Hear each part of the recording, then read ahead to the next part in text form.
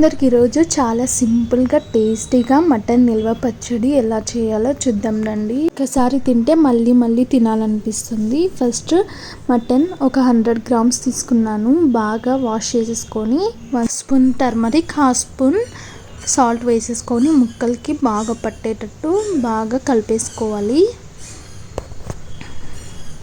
కలిపేసుకున్నాక ఒక బౌల్ తీసుకొని బౌల్లో మటన్ని వేసి ఉడికించేసుకోవాలి.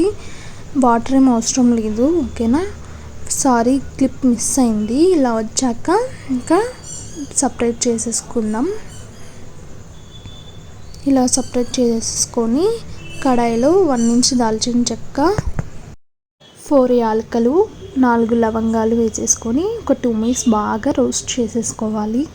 1 టేబుల్ స్పూన్ ధనియాలు, 1 టేబుల్ స్పూన్ జీలకర్ర వేసేసుకొని మళ్ళీ ఒక 2 మినిట్స్ బాగా రోస్ట్ చేసేసుకోవాలి. ఇలా చేసుకున్నాక 1/2 స్పూన్ మెంతులు, 1/2 స్పూన్ ఆవాలు వేసుకొని మళ్ళీ ఒక 2 మినిట్స్ రోస్ట్ చేసుకొని అది చల్లారాక మిక్సీ పట్టేసుకోవాలి మెత్తగా. చూసారా, ఇలా రావాలి పొడికి, ఓకేనా.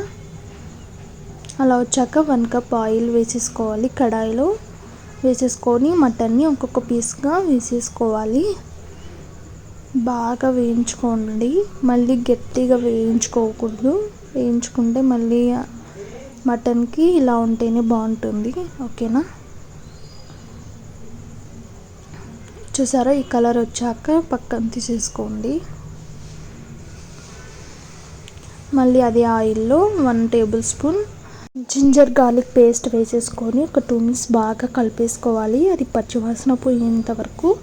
పచ్చివాసన పోయాక ఇంకా 3 వెల్లుల్లి పొట్టు తీసేసుకొని వేసేసుకొని మళ్ళీ ఒక 2 మినిట్స్ బాగా వేయించేసుకోవాలి. 1/4 కప్ రెడ్ చిల్లీ పౌడర్ వేసేసుకోవాలి.